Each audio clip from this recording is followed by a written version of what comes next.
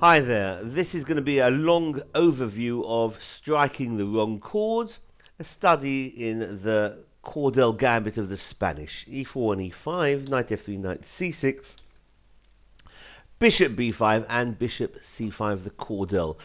C3 intending D4 and the Gambit line with F5. So white can first trade on C6. After d takes c6, knight takes e5, intending d4, so the bishop relocates to d6, hitting the knight, which is defended by d4. F takes on e4, allows queen h5, but black defends adequately with g6. After knight takes on g6, a simple tactical try by white, black can play knight f6, which sends the queen running to h4. Now black has to do something about the rook under attack on h8, so rook g8 and knight e5. Rook takes on g2 is fine, as is this move, the mainline move we've been studying in this series of lectures. Bishop takes on e5. Now after d takes on e5, leaving the knight under attack on f6, queen to d3, one of the key moves of this line, because now the bishop from c8 threatening to get to g4 with a mate attack on e2. So we've looked at many moves in this position, but now we're going to look at this one, h3. Possibly one of the best, although I did mention before that c4 has its virtues in that it vacates the c3 square for the knight to defend h2. But what about h3? This has been played many times with the obvious idea of taking a grip on that important g4 square so that the bishop won't enter. Well, black can come in round the back with bishop to e6, and in many variations the bishop's heading for c4 with the same mating attack. So bishop e6 can be met here by queen takes on f6. And if queen takes on f6, then, as I mentioned, bishop c4, we're going to have that unstoppable mate again on e2, where black is winning. So queen takes f6 isn't going to happen. Let's have a look at some of the other lines. Okay, e takes on f6 can be met by castles. Now we've got mate threats on d1. And if queen h5 to cover d1, then bishop g4. Lovely interference-like move. Hitting the queen, the bishop is covered by the rook, and black is winning because queen d1 is a threat again. Let's go back after queen takes on f6. How about knight a3? Well, then we have castles again. White can try bishop g5, but that allows e3 to be thrown into the mix by black. Because if now bishop takes on e3, now the knight relocates to the vacated square on e4. And let's have a look at a few lines here. If white tries g4, messing things up a bit, ensuring that there's no rook takes on g2, then we can expect the rook from g8 to now take its new post on f8, and f2 is being hit, and then if rook f1, rook f3, and that's disastrous for white, with rook taking on e3, possibly one of the winning lines again for white.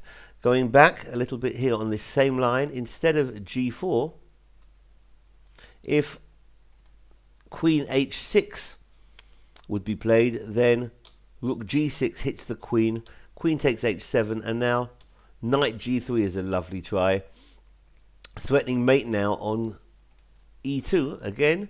And if the knight is taken, f takes on g3, then queen takes e3, king f1, and rook f8, again winning for black. Going back to another line after queen takes, instead of queen takes on f6, let's have a look at knight d2. If white tries knight d2, then we have castles again.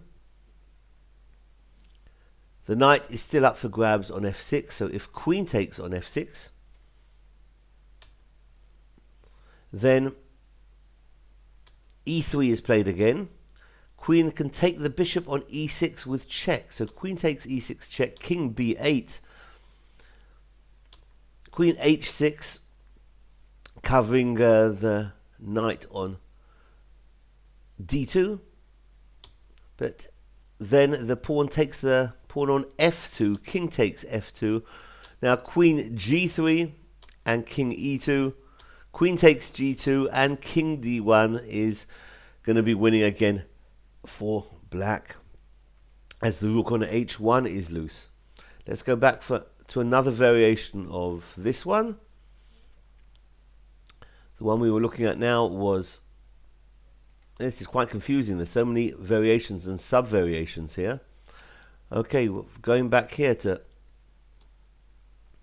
after knight d2 castles, instead of queen takes on f6, we can maybe have queen h6 immediately. Then we can expect knight to d5 now, the knight rerouting, again giving up that bishop on e6. So queen takes on e6 check, king b8, queen f5, defensive duties again, but now the knight can run into e3, giving itself up. It was threatening g2. So if f takes the knight on e3, then queen takes on e3 check, king d1, look at this variation, rook takes g2, threatening now mate by capturing on d2. So king c2, the king's running, rook d takes the knight on d2, bishop takes d2, queen takes d2, a rook down black, but black's winning after king b3, queen takes b2, king c4, this is going to be a mating attack with queen to b5 check, king d4, queen d5, king e3, and the king's being driven to f4, queen d3, king f4, and queen f3 is mate. Well, that's a delicious mate. We're going to go back a few moves. We had this position where white played f takes on e3. We just followed that line up. If instead queen takes on e4, then we have knight takes on g2, sending the king to d1, and now queen takes queen, because now the knight on d2 is pinned and black is winning in this line as well. So that's about it. We've just had an overview of striking the wrong chord in the Cordel Gambit of the Spanish. It was quite intensive. Hope you managed to follow. Thanks for watching. Bye bye.